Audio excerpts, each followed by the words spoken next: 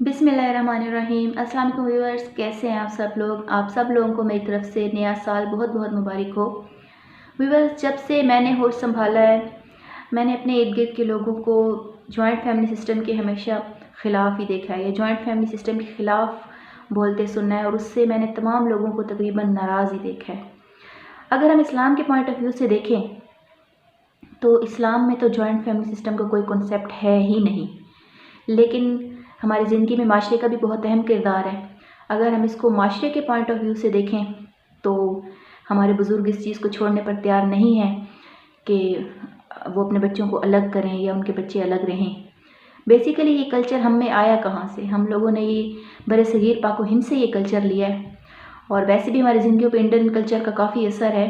तो हम इस चीज़ को, हमारे बुज़ुर्ग इस चीज़ को ठीक समझते हैं कि तमाम बच्चे जो हैं वो एक चूल्हे पर खाएं और एक ही घर में रहें। सबसे पहली बात जो समझने की है वो ये है कि बाज़ दफ़ा शोहर हज़रात ये समझने लग जाते हैं कि हमारी बीवी हमारे वालिदैन से अलग होना चाहती है, या हमें हमारे वालिदैन से अलग कर देना चाहती है, वो हमारे वालिदैन को नापसंद करती है। बहुत सी जगहों पर ये मसला नहीं होता। असल मसला जो है वो ये है कि आप जब अपने घर में 2 या 3 बहुएँ ब्याह कर लाते हैं तो आप ये सोचें कि वो बहुएँ मुख्तलिफ़ घर से मुख्तलिफ़ तरबियत लेकर आई हैं।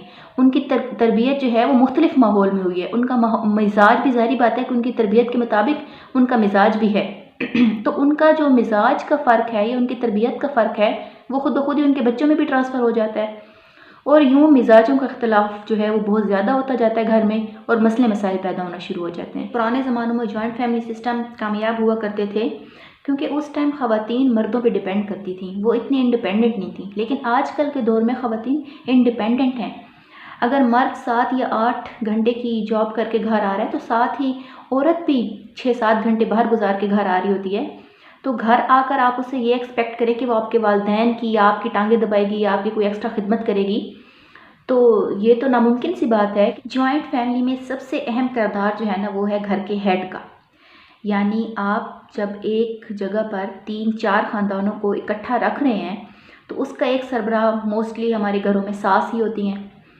तो सास का किरदार बहुत ज़्यादा अहम है इस लिहाज से कि उनकी नज़र में होता है कि आपकी फ़ैमिली में कौन से लोग हैं जो अपनी ड्यूटीज़ को खुशी खुशी जो है वो कर रहे हैं, और कौन से लोग हैं जो अपनी ड्यूटीज़ को बोझ समझ रहे हैं। अब कई लोग हैं आपके, मतलब बहुएँ, जो हंसी खुशी अपनी ड्यूटीज़ को कर रही हैं और उनको कोई मसला नहीं है उससे। लेकिन कुछ लोग ऐसे भी होंगे जो कि अपनी ड्यूटी से राज़ी नहीं हैं। तो जो लोग अपनी ड्यूटी से राज़ी नहीं होंगे तो वो इसको बोझ समझेंगे और कोई ना कोई मसला पैदा करेंगे।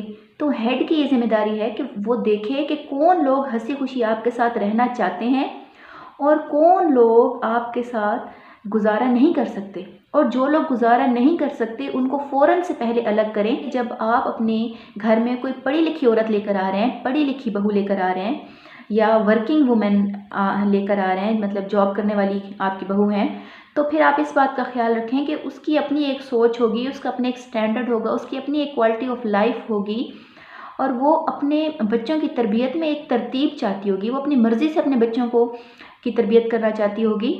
तो जॉइंट फैमिली सिस्टम में जहाँ पे हम 2-3 ख़ानदान को, मतलब हमने इकट्ठा रखा हुआ है, वहाँ पे तो ये चीज़ें कंप्रोमाइज़िंग हो जाती हैं। कुछ लोग इमोशनली स्ट्रॉन्ग होते हैं और कुछ लोग इमोशनली इतने स्ट्रॉन्ग नहीं होते। कुछ लोगों की कैपेसिटी ज़्यादा होती है और कुछ लोगों की कैपेसिटी कम होती है। यानी जिन लोगों की कैपेसिटी ज़्यादा होगी वो तो मतलब बर्दाश्त कर लेंगे इस किस्म की बातों को, लेकिन जिन लोगों की नेचुरली कैपेसिटी ही लो है तो वो तो ऐसी चीज़ों को एक हद तक बर्दाश्त करेंगे, उसके बाद उनके अंदर नाराज़ी, गुस्सा और नेगेटिविटी जैसे जज्बात पैदा होना शुरू हो जाएंगे। वालिदैन से बेशक अलग मत हों, लेकिन आपने अलग होना है उन लोगों से जिनसे आपका मिजाज मुख्तलिफ है, जिनके साथ आपका मिजाज नहीं मिलता।